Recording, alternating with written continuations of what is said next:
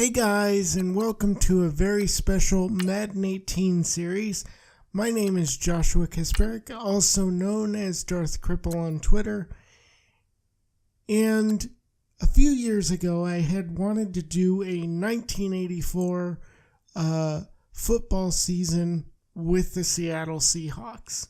Of course, the 1984 team being as mythological as it was, and me having only been 2 years old at the time, never got to see this team in action. And I became a Seahawks fan more in 2002, but definitely and definitively in 2003.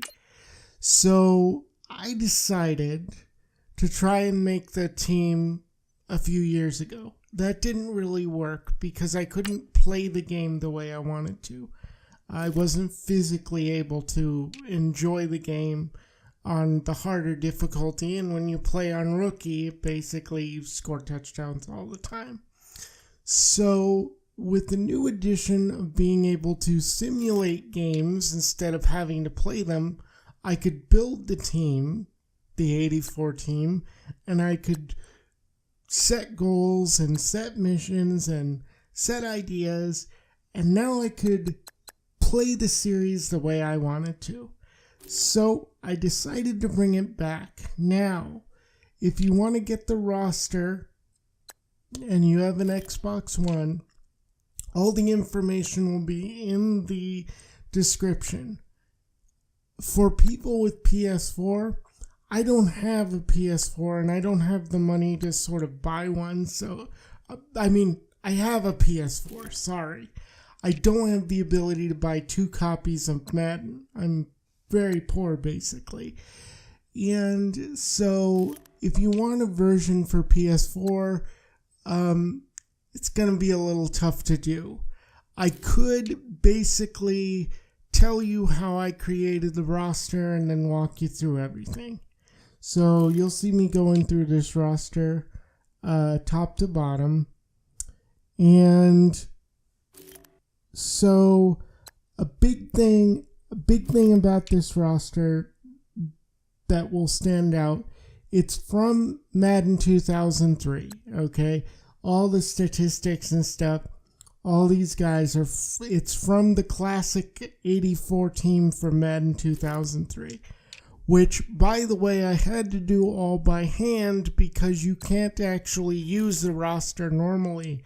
You have to play in an exhibition mode, and then you have to go into substitution and take all the numbers down because you can't pull up the roster any other way. So I basically did that, and then in order to modernize it with all the new statistics that are in there, I sort of say a guy had finesse moves as a stat on the defensive line. I basically tied that to agility, strength moves like juke moves and stuff like that. That's agility. And then like bull rushes or, stuff like that is like tied to strength and different things. I could go step by step on some of it. The problem is that it's not too complicated. It's just there's just a lot of numbers to track, and I don't have Excel experience because there's literally no version of this roster online. Like, I tried to look for it, so I did it all myself by hand, like I said. The other thing was this roster is only completed in so much as it disregards all the major injuries of the 84 team. Of course, famously, Curt Warner was lost for the season on just the second drive of the opening game against Cleveland. His knee basically buckled as he tried to cut, and then he was out. The big thing with that's part of the reason I wanted to do this season. My whole goal with this series is to get Curt Warner 2,000 yards. That's what I want to do. If they can win a Super Bowl with Chuck Knox, that's what I want to do also. But if you go through and you look at this roster, it's very young. It's not that old. There's a few positions where guys are in their 30s. The secondary is the oldest part of that if you're watching the roster. Pretty much all the guys except Terry Taylor, who was drafted in 84, are 28 or older. So the interesting thing there is that I would probably have to rebuild the secondary very quickly, except for Kenny Easley and Terry Taylor. So that could be fun.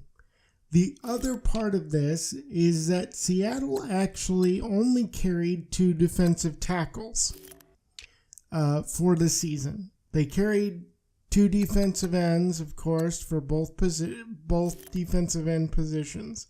But because of this, and because Madden requires you to take a minimum of 3, I had to basically invent a placeholder position.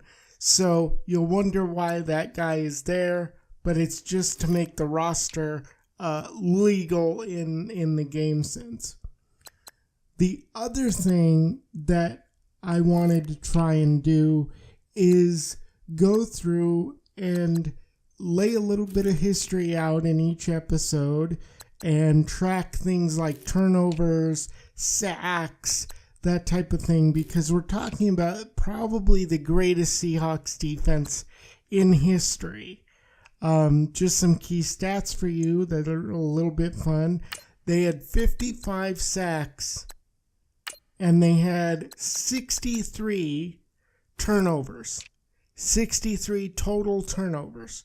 38 interceptions, 24 fumble recoveries. Those kind of stats are crazy. In fact, I think I actually flubbed that because it's like 62 turnovers. Now, the interesting thing about that is that after Curt Warner was injured in the first week, the special teams went on a tear and scored 7 touchdowns in 4 games. 7 defensive or special teams touchdowns in 4 games. That's crazy. Of course, Kenny Easley was Defensive Player of the Year with 10 interceptions. So that's my goal, is to just play this out, see how it compares with the actual team, run through all the simulations. I'm going to try notching some things differently. Of course, what I did to start this season was I created my own coach so I could recreate Chuck Knox and go to an attacking 3-4 scheme. I was using a zone run scheme, but that might not actually work in terms of what I've been seeing, because if you go back and watch 84 games, I don't think they were actually using a zone system, even though they were like pulling guards and tackles and things like that. Also, a couple of key things to note, and I will put the depth chart in the description. So if you download the roster from Xbox Live, I will walk you through who goes where, because it's very important. You know, you don't want to be starting Dave Brown at number 1 corner, even though he's actually the best rated corner. You don't want him at number 1. You want him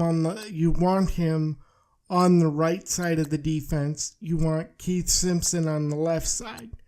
And so I'll make sure you guys are able to add that in. Couple of things to pay attention to is, as I key in and I let you know what the different positions mean in terms of the system, they liked to basically run a lot of mix and match blitzes. They would blitz corners, linebackers, that type of thing. They were very, very much all about attacking. So, big thing here is to just know what the positions are supposed to do. So you know what type of player to kind of scout and build up. So I'm just really interested to see how this will go. I'm interested to see how much you guys might enjoy this. And I hope you pick up the roster yourself and enjoy it also. So in the next few days, or probably right when this goes up, I'll be uploading the first episode because that's already in the can. So I hope I can get you to join me on Curt Warner's journey to 2,000 yards. This should have been the Seahawks' happiest opening game ever. Instead, it turned into a gut-wrenching nightmare. Wingback set off the tight end at the right. They go to Warner on a pitch right. He's got some blocking. Now cuts it down to the 5, and down he goes at the 4-yard line. Oh, Pete, he's hurt. He's hurt. He's holding that right knee. He pulled up as he was making his cut, and his leg just went limp on him. Oh, my, you hate to see that. Isn't this something? Do you lose Curt Warner in the very first ball game? Oh, if you do, you're in big, big trouble. The absence of Curt Warner would in no way ever be an excuse for us not to win. Because number one, Curt Warner did not play on defense. He did not play on special teams. It was a big, important part of our offense.